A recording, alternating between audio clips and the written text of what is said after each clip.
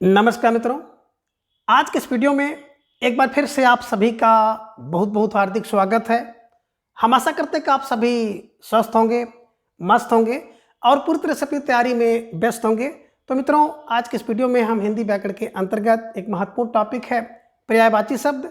तो आज के इस वीडियो में हम पर्यायवाची शब्द से संबंधित सभी महत्वपूर्ण और संभावित प्रश्नों को जीरो लेवल से लेकर के टॉप लेवल तक के जितने भी प्रश्न हैं उन सभी प्रश्नों को व्याख्यात्मक तरीके से हल करेंगे और उन्हें ट्रिक की सहायता से याद करने का भी प्रयास करेंगे। तो हम आशा करते हैं कि वीडियो आप सबके लिए बहुत ही महत्वपूर्ण होने वाला है, इसलिए इस वीडियो को आप लोग अंत तक जरूर देखें।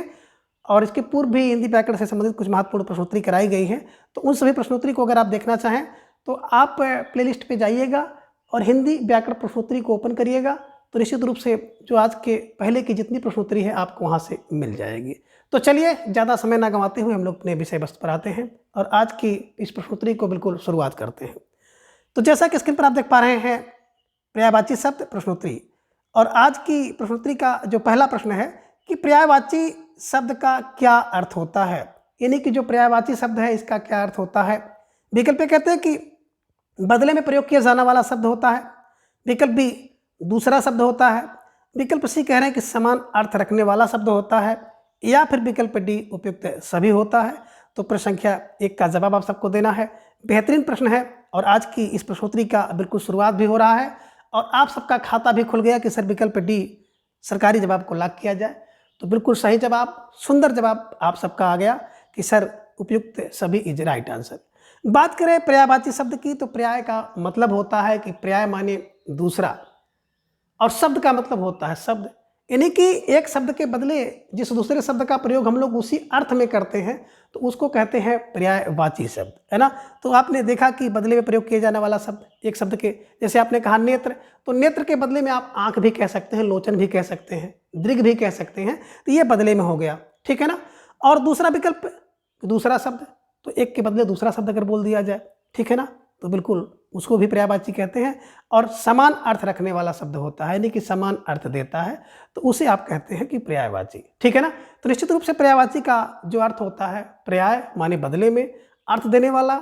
अब बदले में अर्थ देगा तो बिल्कुल समान अर्थ देगा, यानी कि पर्यायवाची या समानार्थी शब्द एक ही होते हैं, ये ध्यान में रखिएगा, ठीक है। चलिए आगे प्रश्न संख्या 2 है कि निम्न में से एक हनुमान का पर्यायवाची शब्द नहीं है। तो बिल्कुल प्रश्न संख्या 2 आप सबके स्क्रीन पर है कि कौन सा एक शब्द है जो कि हनुमान जी का पर्यायवाची नहीं है। विकल्प कह रहे हैं कि पवन सुत, विकल्प भी कह रहे हैं कि अंजन सूत्र, विकल्प सी कह रहे हैं कि रामदूत, या फिर विकल्प डी रामदास। तो प्रश्न संख्या 2 का जवाब आप सबको देना है। बहुत बेहतरीन प्रश्न है और इसी प्रश्न के माध्यम से आप बजरंगबली जी को याद भी करेंगे, और ये बहुत रटा हुआ प्रश्न है, कई बार परीक्षा में पूछा गया है, तो बिल्कुल मैंने भी आज की प्रश्नोत्तरी में शामिल किया है। और बजरंगबली हमारे भी बहुत आराध्य हैं, बड़े सन्निकट हैं, उनको हम बिल्कुल दिल जान से मानते हैं। तो बिल्कुल आप सब सही जवाब देने का प्रयास करिए, और आप सबका जवाब भी आ गया कि सर विकल्प डी को लॉक किया जाए, रामदास, बिल्कुल सही जवाब। रामदास जो है ना हनुमान जी की पर्यायवाची नहीं है। बाकी बात करें पवन सुत, अब देखें मित्र, बात करें पवन, तो पवन के सुत हनुमान जी हैं, पवन के पुत्र भी कह सकते हैं हनुमान जी हैं, पवन के तनय भी आप कह सकते हैं तो हनुमान जी हैं। तो कहने का आशा है कि पवन के साथ अगर पुत्र की पर्यायवाची आप रख देंगे तो बिल्कुल हनुमान जी की पर्यायवाची हो जाएगी।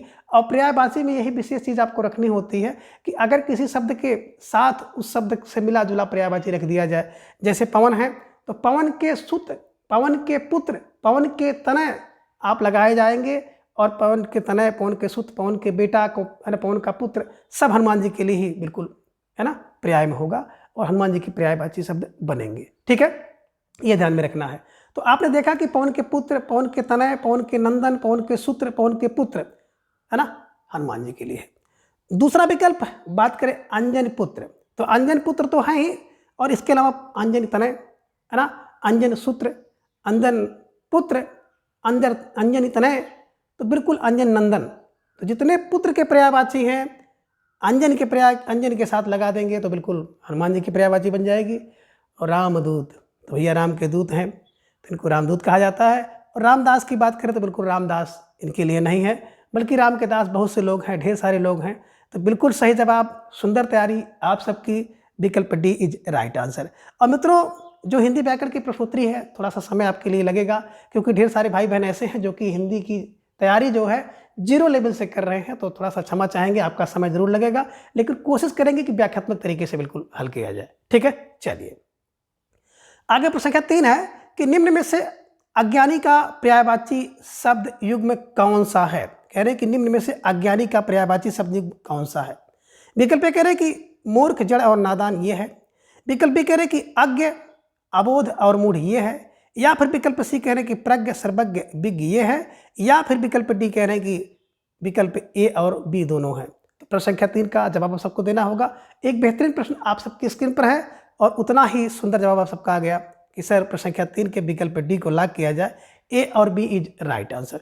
बिल्कुल सही जवाब, सुंदर तैयारी आप सबकी दिख रही है। बात करें अज्ञानी की, तो अज्ञानी की पर्यायवाची आधन, आधन ज्ञानी है ना, बिल्कुल जिसके पास ज्ञान ना हो। अब जिसके पास ज्ञान नहीं होगा वो मूर्ख होगा। मूर्ख है तो जड़ है, नादान है, अज्ञ है और अबोध और मूढ़ है। देखिए विकल्प सी में जो आप देख पा रहे हैं कि प्रज्ञ, सर्वज्ञ और विज्ञ ये तो भैया पर्यायवाची शब्द नहीं है, बल्कि विलोम शब्द हैं, ये ध्यान में रखिएगा। ठीक है, तो चलिए आपने जो विकल्प चुना था विकल्प डी इज राइट आंसर। ठीक है, चलिए अब आगे है प्रश्न संख्या 4 कि निम्न में कौन सा पर्यायवाची शब्द संगत है। विकल्प ए कह रहे कि सच्ची पति और सुरपति संगत है। विकल्प बी कह रहे कि रतिपति और देवपति संगत है। विकल्प सी कह रहे कि सूरपति और उमापति संगत है। या फिर विकल्प डी सतीपति और रमापति। तो कहने का आशय है कि इनमें से एक युग्म को देखेंगे तो दोनों पर्यायवाची शब्द हैं, है ना। तो वो कौन सा विकल्प है, सोचिए, समझिए, विचार कीजिए, इसके बाद जवाब दीजिए। प्रश्न संख्या 4 आप सबके स्क्रीन पर है, स्टार लगाइए और जो नए भाई बहन है बिल्कुल उसे अपने नोटबुक में दर्ज कर लें। ठीक है, तो धीरे धीरे आप सबका जवाब भी आ गया। सर विकल्प ए को लॉक किया जाए, सचीपति और सूरपति। बात करें सची, अब सची कौन है, तो सची बिल्कुल आप समझ रहे हैं कि इंद्र जी की जो पत्नी थी उनका नाम था सची।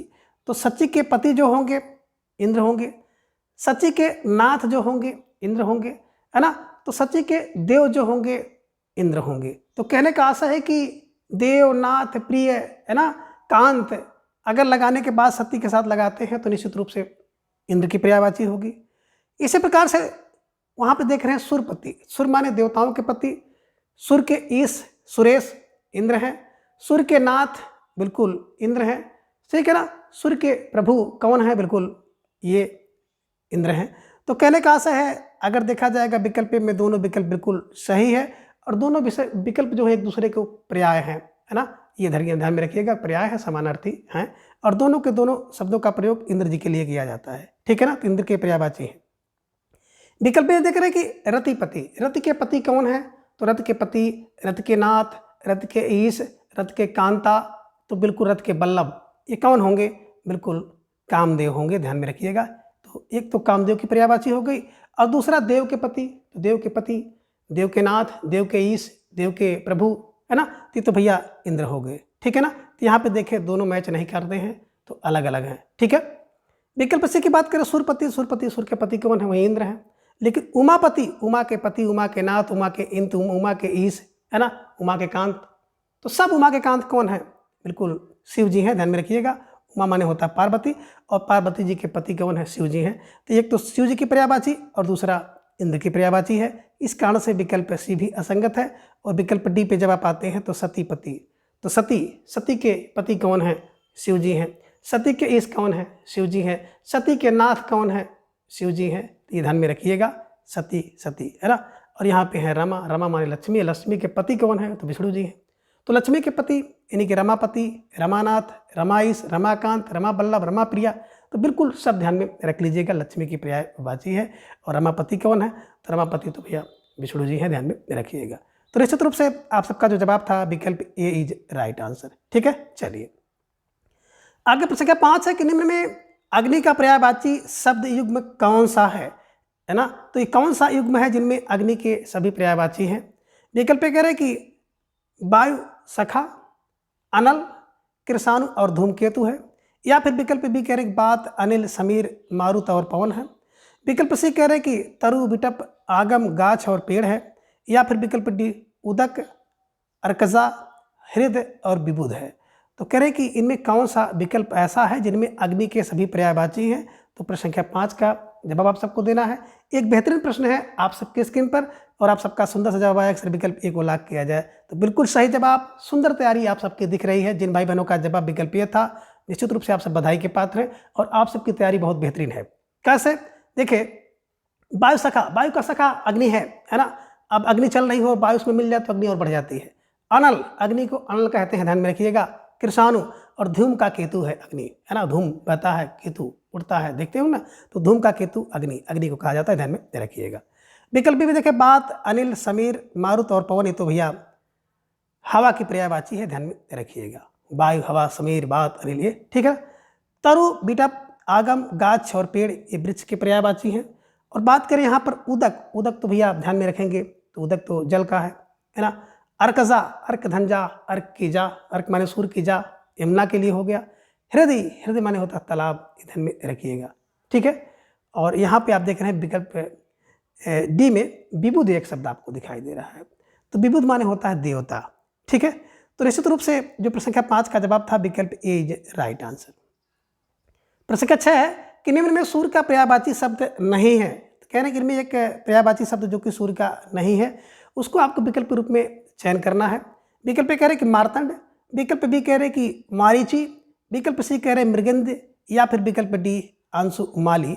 तो प्रश्न संख्या 6 का जवाब आप सबको देना है। एक बेहतरीन प्रश्न है आप सबकी स्क्रीन पर और आप सबका सुंदर सा जवाब आया कि सर विकल्प सी को लॉक किया जाए, मृगेंद्र इज राइट आंसर। बात करें मृग का इंद्र, मृग का राजा कौन होता है, तो बोले सिंह होता है ना, ये ध्यान में रखिएगा। सिंह को हलायुध कहते हैं, पंचमुख कहते हैं, केसरी कहते हैं, केहरी कहते हैं, है ना, केसी भी कहा जाता है और सिंह की एक पर्यायवाची महावीर भी है, ठीक है। तो निश्चित रूप से जिन भाई बहनों का जवाब विकल्प सी था, सही जवाब, सुंदर तैयारी।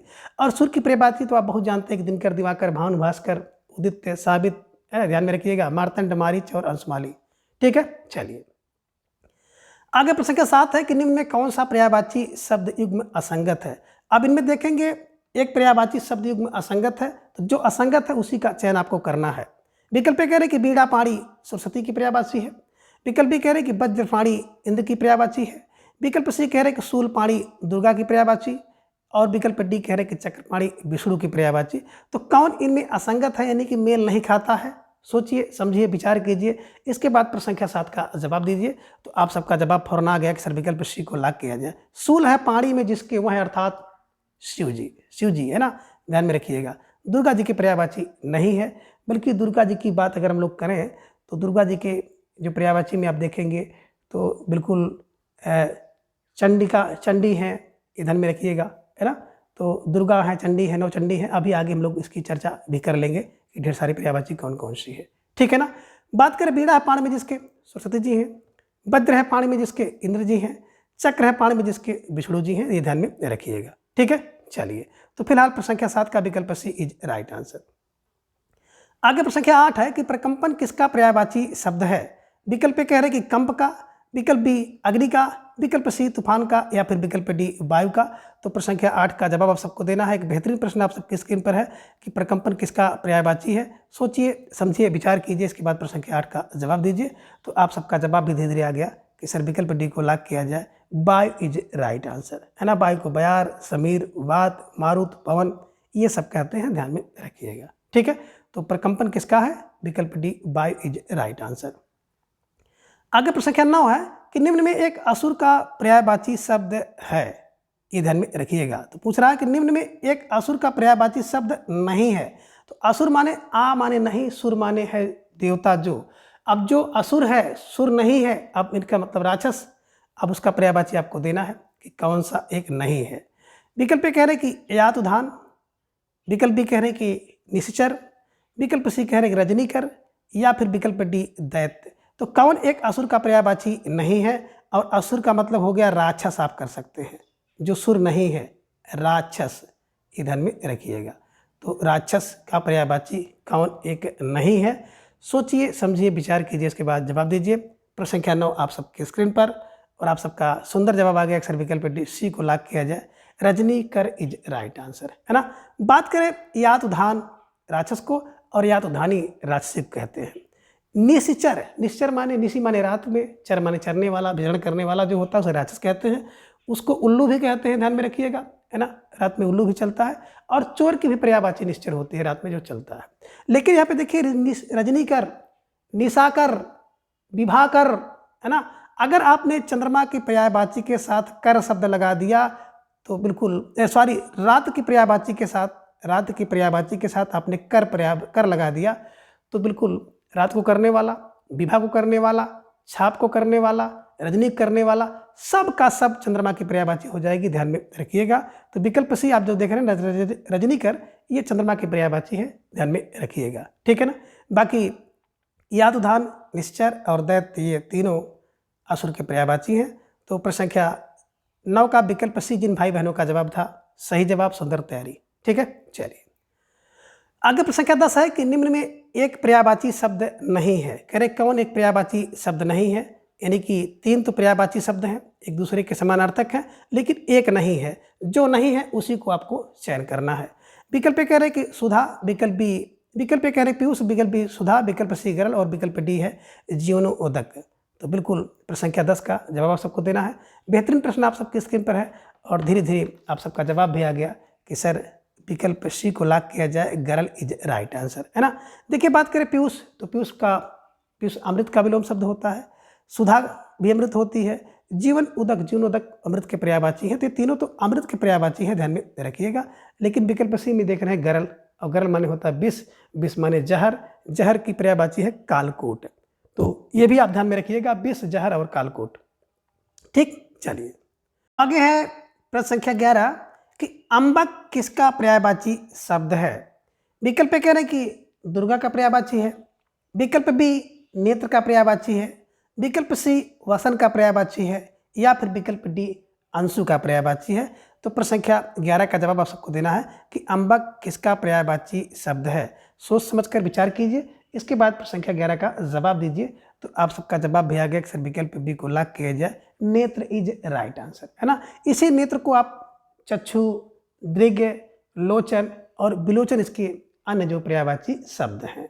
बात करें दुर्गा की, तो देखिए दुर्गा जी की बात अगर हम लोग करते हैं तो इनका एक पर्यायवाची शब्द है कल्याणी, है ना। इनको आप कहते हैं कामाक्षी, इनको आप कहते हैं कालिका, इनको आप कहते हैं चंडी, और इन्हीं को आप चंडिका कहते हैं। और दुर्गा जी की एक पर्यायवाची शब्द है सुभद्रा, ठीक है। तो ये भी ध्यान में रखिएगा। पिछले प्रश्न में हम लोग इसीलिए चर्चा नहीं किए थे, तो बिल्कुल आप यहाँ पर चर्चा हो गई, और आप चाहें तो नोट भी कर सकते हैं, ठीक है ना। बसन की बात करते हैं तो बसन का मतलब होता है अंबर, चीर, पट, वस्त्र, यानी कपड़े के लिए, ये ध्यान में रखिएगा। अंशु शब्द बड़ा महत्वपूर्ण शब्द है, कई बार परीक्षा में पूछा गया है। तो अंशु मारीच, मायूख, कर, रश्मि और किरण। तो ध्यान में रखिएगा अंशु जो है एक किरण का पर्यायवाची शब्द है, ठीक है। तो फिलहाल जो प्रश्न संख्या 11 का विकल्प बी नेत्र इज राइट आंसर। आगे प्रश्न संख्या 12 है कि कोविद का पर्यायवाची शब्द कौन सा है, यानी कोविद का पर्यायवाची शब्द कौन सा है। विकल्प कह रहे हैं कि देवता, विकल्प बी विद्वान, विकल्प सी इंद्र, या फिर विकल्प डी अर्जुन, नहीं बल्कि यहाँ पे कर लीजिएगा अर्जुन। तो कौन सही है, प्रश्न संख्या 12 का जवाब आप सबको देना है। बेहतरीन प्रश्न है आप सबकी स्क्रीन पर, और आप सबका जवाब भी आ गया कि सर विकल्प बी को लॉक किया जाए। विकल्प बी कोविद का जो विलोम समानार्थी शब्द होता है, विकल्प बी विद्वान इज राइट आंसर, है ना। तो कोविद का पर्यायवाची शब्द क्या हो गया, विकल्प बी विद्वान इज राइट आंसर। ये ध्यान में आप रखिएगा, कई बार परीक्षा में पूछा गया है, तो इसलिए इसे ध्यान में रखिएगा, ठीक है। चलिए आगे प्रश्न संख्या 13 है कि निम्न में से एक पत्थर का पर्यायवाची शब्द नहीं है। तो कौन सा एक पत्थर का पर्यायवाची नहीं है, सोचिए, समझिए, विचार कीजिए, इसके बाद जवाब दीजिए। विकल्प कह रहे कि पत्थर खुद, विकल्प बी कह रहे कि प्रस्तर, विकल्प सी कह रहे कि उत्पल, या फिर विकल्प डी अस्म। तो प्रश्न संख्या 13 का जवाब सबको देना है कि कौन सा एक पत्थर का पर्यायवाची नहीं है।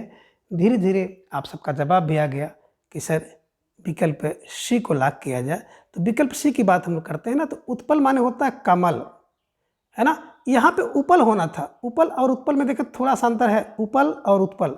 तो उपल होता तो उपल माने होता पत्थर, ये ध्यान में रखिएगा। लेकिन उत्पल है तो उत्पल माने होता है कमल, और कमल की अन्य पर्यायवाची शतदल है ना। और आपने देखा कोकनद है, शतपत्र है, और बाकी आपने ढेर सारा देखा ही कमल का, जल में जुजल में जलज, पंकज, है ना। तो ये सब पर्यायवाची ध्यान में रख लीजिएगा। और प्रश्न संख्या 13 का जो विकल्प है, विकल्प सी को आप लॉक कर लीजिएगा, ठीक है। बाकी पत्थर प्रस्तर, अस्म, वाहन, पहाड़, ये ध्यान में रखिएगा। तो निश्चित रूप से आप सबका जो जवाब था विकल्प सी इज राइट आंसर। आगे प्रश्न संख्या 14 है कि निम्न में कौन पत्नी का पर्यायवाची नहीं है ना। इनमें देखेंगे तो एक ऐसा मिलेगा जिनमें पत्नी का पर्यायवाची नहीं होगा, तो सोच समझकर आपको जवाब देना होगा। प्रश्न संख्या 14 आपके स्क्रीन पर है। विकल्प ए कह रहे हैं कि कलत्र और गृहिणी ये पत्नी का पर्यायवाची नहीं है। विकल्प बी कह रहे हैं कि दारा और कांता नहीं है। विकल्प सी कह रहे हैं भार्या और वधू नहीं है। या फिर विकल्प डी वनिता और रमणी नहीं है। तो कौन से विकल्प में दो पर्यायवाची शब्द जो है पत्नी के नहीं है? सोचिए, समझिए, विचार कीजिए, इसके बाद जवाब दीजिए। तो धीरे धीरे प्रश्न संख्या 14 का जवाब भी आ गया। अक्सर विकल्प डी को लॉक किया जाए। वनिता और रमणी बिल्कुल ये पत्नी के पर्यायवाची नहीं है, बल्कि वनिता, रमणी, कांता, है ना, नारी, ये स्त्री के पर्यायवाची है, ध्यान में रखिएगा। ठीक है ना। तो बिल्कुल आपने यहाँ पर देखा कि वनिता, रमणी और नारी स्त्री के पर्यायवाची हैं। तो वनिता, रमणी, नारी स्त्री की पर्यायवाची, ध्यान में रखिएगा। बाकी बात करें कलत्र तो पत्नी, गृहिणी, कलत्र है, कलत्र ध्यान में रखिएगा। कलत्र कई बार परीक्षा में पूछा गया है, तो इसको बिल्कुल क्लू के साथ ऐसे याद करिए। घर में कलत्र कौन करता है? कलह कौन करता है? तो पत्नी करती है। गृहिणी, गृहिणी कौन है? पत्नी, ध्यान में रखिएगा। दारा कौन है? बिल्कुल दारा सिंह, घर की दारा सिंह पत्नी होती है। कांता बिल्कुल है ना, कांता है, कांत की कांता पत्नी है। भार्या है, भरण पोषण करती है ना, बहू है, पत्नी। तो ये ध्यान में रखिएगा। वनिता और रमणी स्त्री के पर्यायवाची हैं। ठीक है, चलिए आगे प्रश्न संख्या 15 है कि धराधर किसका पर्यायवाची शब्द है? विकल्प ए कह रहे हैं कि पृथ्वी का है। विकल्प बी समुद्र का। विकल्प सी पर्वत का। या फिर विकल्प डी देवता का। तो प्रश्न संख्या 15 का जवाब आप सबको देना है। एक बेहतरीन प्रश्न है, धराधर किसका पर्यायवाची है? सोचिए, समझिए, विचार कीजिए और उसके बाद जवाब दीजिए। तो बिल्कुल धराधर माने धरा को, धरा माने पृथ्वी को धारण करता है ना। पृथ्वी जिसको धारण करती है वह कौन होगा? आप सबका जवाब भी आ गया। अक्सर विकल्प सी को लॉक किया जाए। पर्वत इज राइट आंसर। तो जिन भाई बहनों का जवाब विकल्प सी था, सही जवाब, सुंदर तैयारी आप सबकी दिख रही है। और धराधर के स्थान पर अगर आप पृथ्वी की जितनी पर्यायवाची है और उसी पृथ्वी की पर्यायवाची में धर लगा दीजिए। जैसे पृथ्वी की एक पर्यायवाची है भूधर, भू में धर लग गया, भूधर हो गया। इला होती है तो इलाधर हो गया। धरणी होती है, धरणीधर हो जाएगा। धरा होता है तो धराधर हो जाएगा। यानी कि पृथ्वी के पर्यायवाची में अगर आपने धर लगा दिया तो निश्चित रूप से क्या हो गया? पर्वत का पर्यायवाची हो गया कि धराधर, वसुधाधर, है ना। तो ये ध्यान में रखिएगा। भूधर, इलाधर, पृथ्वीधर। तो बिल्कुल धर लगाने के बाद पर्वत की पर्यायवाची हो जाएगी। ये ध्यान में रखिएगा। तो निश्चित रूप से प्रश्न संख्या 15 का विकल्प सी इज राइट आंसर। ठीक है। बात करें यहाँ पे तो जो पर्वत की पर्यायवाची आपने सही तरह से याद कर ली होगी। ठीक है, चलिए आगे प्रश्न संख्या 16 है कि निम्न में से एक सोना का पर्यायवाची शब्द नहीं है। तो एक पर्यायवाची शब्द सोना का नहीं है, उसका आपको चयन करना है। विकल्प ए कह रहे हैं हिरण। विकल्प बी हेम। विकल्प सी हाटक। या फिर विकल्प डी कलधौत। तो कौन सा एक नहीं है? प्रश्न संख्या 16 का जवाब आप सबको देना है। बेहतरीन प्रश्न है आप सबके स्क्रीन पर और आप सबका सुंदर सा जवाब आ गया। अक्सर विकल्प डी को लॉक किया जाए। जो कलधौत है ना, ये कलधौत का मतलब होता है चांदी से, ध्यान में रखिएगा। तो ये चांदी है, सोना नहीं है। और कलधौत को सुधौत भी कहते हैं, रजत भी कहते हैं, रूप भी कहते हैं। तो ये ध्यान में रखिएगा। ठीक है ना। तो जिन भाई बहनों का जवाब विकल्प डी था, सही जवाब, सुंदर तैयारी। हिरण, हेम और हाटक के स्वर्ण या सोना के पर्यायवाची है। ठीक है, चलिए आगे प्रश्न संख्या 17 है कि सैंधव किसका पर्यायवाची शब्द है? सैंधव किसका पर्यायवाची शब्द है? विकल्प ए कह रहे हैं कि घोड़ा का पर्यायवाची है। विकल्प बी गधा। विकल्प सी समुद्र। या फिर विकल्प डी हाथी का। तो प्रश्न संख्या 17 का जवाब आप सबको देना है। बेहतरीन प्रश्न आप सबकी स्क्रीन पर है और सुंदर सा जवाब आप सबका आ गया। अक्सर विकल्प ए को लॉक किया जाए। सैंधव घोड़ा के पर्यायवाची है, ध्यान में रखिएगा। ठीक है ना। और सैंधव की बात करें तो सैंधव नमक का भी पर्यायवाची होता है। तो घोड़ा और नमक ध्यान में रख लीजिएगा। ठीक है। ये बात करें यहाँ पे आप देख रहे हैं हाथी ना, तो हाथी का इसी से मिलता जुलता सिंधुर होता है। सिंधुर हाथी का पर्यायवाची होता है, ये आप ध्यान में रखिएगा। और समुद्र की बात करते हैं, अगर यहाँ पे सिंधु होता है ना, तो सिंधु समुद्र की पर्यायवाची हो जाता है। तो कभी कभी कुछ मिलते जुलते शब्द हैं जो कि कंफ्यूज करते हैं। तो ऐसे मिलते जुलते शब्दों को भी हम लोगों को बारीकी के साथ पढ़ना है, चर्चा करना है और दिमाग पे छाप लेना है, नोटबुक में दर्ज कर लेना है। ठीक है, चलिए तो फिलहाल प्रश्न संख्या 17 का विकल्प ए घोड़ा इज राइट आंसर। आगे प्रश्न संख्या 18 है कि निम्न में पर्यायवाची शब्द असंगत है। कह रहे कौन सा एक पर्यायवाची शब्द असंगत है, सोचिए समझिए विचार कीजिए, इसके बाद प्रश्न संख्या 18 का जवाब दीजिए। प्यारा सा प्रश्न है आप सबकी स्क्रीन पर कि निम्न में कौन सा एक पर्यायवाची शब्द असंगत है। विकल्प पे कह रहे कि सब्यसाची अर्जुन का पर्यायवाची है। विकल्प बी कह रहे गुडाकेश श्री कृष्ण का है। विकल्प सी कह रहे बिडोजा इंद्र का पर्यायवाची है। या फिर विकल्प डी कह रहे हेरम गणेश का पर्यायवाची है। तो इनमें कह रहे कौन एक असंगत है। प्यारा सा प्रश्न है, आप सबकी स्क्रीन पर स्टार लगाइए और बल्कि 53 स्टार लगा करके इसका जवाब दीजिए और इसे अपनी नोटबुक में दर्ज कीजिए। तो मित्रों यहाँ से तो प्रश्न आपकी परीक्षा में निश्चित रूप से चूकने वाला नहीं है। यहाँ से कोई ना कोई प्रश्न तो किसी न किसी रूप में जरूर पूछा जाएगा। तो प्रश्न संख्या 18 का जवाब आप सबको देना है, सोच समझकर जवाब आपको दीजिएगा। बेहतरीन प्रश्न है आप सबकी स्क्रीन पर, ठीक है ना। तो धीरे धीरे आप सबका जवाब भी आना शुरू हो गया कि सर विकल्प बी को लॉक किया जाए, है ना। गुडा केस, गुडा को जीत लिया जिसने, यानी कि निद्रा को इसने जीत लिया है। गुडा केस की बात करते हैं तो अर्जुन का पर्यायवाची है, ये ध्यान में रखिएगा। कृष्ण का पर्यायवाची नहीं है, यही असंगत है। सब्यसाची माने सब माने बाएं हाथ से जो बाण चलाता है उसे कहते हैं अर्जुन, अर्जुन का पर्यायवाची। बिडोजा, बिडोजा ध्यान में जो स्थिर ना हो, है ना, बिडोजा, है ना। आज जो बिल्कुल जो, है ना, बिडोजा, बिडोजा का ध्यान में रखिएगा, जो अचल हो, है ना, इंद्र के लिए। जो अडिग है, अडिग है, जो अडिग हो, बिडोजा माने अडिग होता है, इंद्र के लिए है। हेरम्ब की बात करते हैं तो भैया गणेश के लिए है, ठीक है। तो ये सब्यसाची अर्जुन का, गुडा केस अगर बात हम लोग करें अर्जुन का, बिडोजा इंद्र का और हेरम गणेश का, ये ध्यान में रखिएगा। तो यही अशुद्ध था, श्री कृष्ण जो था यहाँ पे अर्जुन होना था, ये ध्यान में रखिएगा, ठीक है। चलिए आगे प्रश्न संख्या 19 है कि निम्न में अथ का समानार्थी शब्द नहीं है, यानी कि अथ का पर्यायवाची शब्द नहीं है। विकल्प कह रहे हैं कि आदि, विकल्प बी प्रारंभ, विकल्प बी आरंभ और विकल्प सी कह रहे प्रारंभ या फिर विकल्प डी इति। तो प्रश्न संख्या 19 का जवाब आप सबको देना है। बेहतरीन प्रश्न है आप सबके स्क्रीन पर और सुंदर सा जवाब आप सबका आ गया कि सर विकल्प डी को लॉक किया जाए, है ना। जो अथ है, अथ के समानार्थी शब्द आदि, प्रारंभ और आरंभ तो हैं, लेकिन जो इति है ना, तो अथ का इति ये विलोम शब्द है। तो बिल्कुल सही जवाब, सुंदर तैयारी आप सबकी दिख रही है, ठीक है। चलिए आगे प्रश्न संख्या 20 है कि अपराध का समानार्थी शब्द कौन सा नहीं है। अपराध का समानार्थी शब्द कौन सा नहीं है। विकल्प कह रहे कसूर, विकल्प बी जुल्म, विकल्प सी दोष या फिर विकल्प डी वरवर।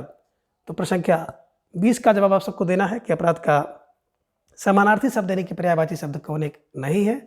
और आप सबका जवाब भी आ गया कि सर विकल्प डी को लॉक किया जाए। विकल्प डी बर्बर इज राइट आंसर, है ना। अपराध का अर्थ होता है कसूर, जुर्म, दोष होता है, लेकिन बर्बर की बात करें तो बर्बर अपराध का अर्थ नहीं होता, बल्कि बर्बर का मतलब होता असभ्य, क्रूर, निर्दयी और निर्मोही, ठीक है ना। तो निश्चित रूप से जिन भाई बहनों का जवाब विकल्प डी था सही जवाब, सुंदर तैयारी और आप सब बहुत बहुत बधाई के पात्र हैं, ठीक है। चलिए आगे प्रश्न संख्या 21 है कि निम्न में चांदी का पर्यायवाची शब्द कौन सा है। अब चांदी का पर्यायवाची शब्द कौन सा है। विकल्प ए कह रहे हैं कि कौमुदी है, विकल्प बी कह रहे हैं कि चंद्रिका है, विकल्प सी कह रहे हैं कि ज्योत्सना है या फिर विकल्प डी कह रहे हैं कलधौत है। तो प्रश्न संख्या 21 का जवाब आप सबको देना है। बेहतरीन प्रश्न है आप सबके स्क्रीन पर और सोच समझकर विचार करके आपको जवाब देना होगा। और आप सबका जवाब भी आ गया, अक्सर विकल्प डी को लॉक किया जाए, कलधौत इज राइट आंसर। अभी सोने वाले पर्यायवाची में आपने इसको देखा था, ठीक है ना। तो कलधौत माने होता है चांदी, ये ध्यान में रखिएगा, ठीक है। और बात करें हम लोग कौमुदी, चंद्रिका और ज्योत्सना, ये सब बिल्कुल चांदनी के पर्यायवाची हैं। तो चांदनी और चांदी के पर्यायवाची को बिल्कुल आप लोग अलग अलग करके कंठस्थ कर लीजिएगा। निश्चित रूप से परीक्षा में भटकाने के लिए इन दोनों से मिलते जुलते पर्यायवाची शब्द आपकी परीक्षा में देखने को मिलते हैं, ठीक है। तो फिर प्रश्न संख्या 21 का विकल्प डी इज राइट आंसर। आगे प्रश्न संख्या 22 है कि निम्न में कौन सा पर्यायवाची युग्म अशुद्ध है। तो इनमें देखेंगे तो एक पर्यायवाची युग्म अशुद्ध है, जो अशुद्ध है उसी को विकल्प के रूप में आपको बिल्कुल चयन करना है। विकल्प कह रहे हैं कि कुटिल, टेढ़ा, वक्र और तिरछा। तो कुटिल, टेढ़ा, वक्र और तिरछा ये अशुद्ध है। विकल्प भी कह रहे हैं कि अचर, अचेतन, अस्थावर और जंगम ये शुद्ध है। विकल्प सी कह रहे हैं कि ध्रुव, अचल, अटल और स्थिर यह शुद्ध है। विकल्प डी कह रहे हैं कि जनक, तात, प्रति और बाप यह शुद्ध है। यानी कौन सा युग्म जो पर्यायवाची युग्म नहीं है। प्रश्न संख्या 22 का जवाब आप सबको देना है। बेहतरीन प्रश्न है आप सबके स्क्रीन पर और धीरे धीरे आप सबका जवाब भी आ गया कि सर विकल्प बी को लॉक किया जाए, है ना। अचर, अचेतन, अस्थावर तो सही है, लेकिन यहाँ पे जंगम जो आ गया ना, इस कारण से बिल्कुल ये तो विलोम शब्द है, है ना। तो प्रश्न संख्या 22 का जो विकल्प बी इज राइट आंसर, यह संगत है। बाकी कुटिल, टेढ़ा, वक्र एक दूसरे के पर्यायवाची शब्द हैं। ध्रुव, अचल, स्थिर, अटल, स्थिर ये बिल्कुल एक दूसरे के पर्यायवाची हैं। जनक, तात, पिता और बाप समानार्थी शब्द हैं। ठीक है, तो फिलहाल जिन भाई बहनों का जवाब विकल्प बी था सही जवाब, सुंदर तैयारी, और आप सब बधाई के पात्र हैं। प्रश्न संख्या 23 है कि निम्न में से एक हाथी का पर्यायवाची शब्द नहीं है। तो कौन सा इसमें हाथी का पर्यायवाची शब्द नहीं है, उसको आपको चयन करना है। विकल्प ए कह रहे हैं कि द्विरथ, विकल्प बी वितुंड, विकल्प सी कह रहे हैं सिंदूर, या फिर विकल्प डी कर। तो प्रश्न संख्या 23 का जवाब आप सबको देना है, और आप सबका जवाब भी तेजी के साथ आ गया। अक्सर विकल्प डी को लॉक किया जाए, कर इज राइट आंसर, है ना। बात करें हाथी का, तो हाथी की पर्यायवाची द्विरथ होता है, वितुंड होता है, सिंदूर भी होता है, लेकिन कर नहीं होता बल्कि करी होता है, ये ध्यान में रखिएगा। तो निश्चित रूप से जिन भाई बहनों का जवाब विकल्प डी था सही जवाब, सुंदर तैयारी। ठीक है, चलिए आगे। प्रश्न संख्या 24 है कि प्रतिहार का पर्यायवाची शब्द कौन सा है। विकल्प ए कह रहे हैं कि सैनिक है, विकल्प बी कह रहे हैं सेवक है, विकल्प सी कह रहे हैं द्वारपाल है, या फिर विकल्प डी नौकर है। तो प्रश्न संख्या 24 का जवाब आप सबको देना है। बेहतरीन प्रश्न है आप सबकी स्क्रीन पर, और आप सबका सुंदर सा जवाब आ गया। अक्सर विकल्प सी को लॉक किया जाए, प्रतिहार का मतलब होता है विकल्प सी, द्वारपाल इज राइट आंसर। तो जिन भाई बहनों का जवाब विकल्प सी था सही जवाब, सुंदर तैयारी, और आप सबको ढेर सारी चयन की हार्दिक शुभकामनाएं। ठीक है, चलिए आगे। प्रश्न संख्या 25 है कि निम्न में ब्रह्मा का पर्यायवाची शब्द कौन सा है। विकल्प ए कह रहे हैं कि चक्रपाणी है, विकल्प बी कह रहे हैं कि बिरंची है, विकल्प सी कह रहे हैं गंगाधर है, या फिर विकल्प डी त्रिलोचन है। तो प्रश्न संख्या 25 का जवाब आप सबको देना है। बेहतरीन प्रश्न आप सबकी स्क्रीन पर है, और कह रहे हैं कौन सा ब्रह्मा का पर्यायवाची शब्द है, और धीरे धीरे आप सबका जवाब भी आ गया। अक्सर विकल्प बी को लॉक किया जाए, बिरंची जो है ब्रह्मा की पर्यायवाची है, ध्यान में रखिएगा।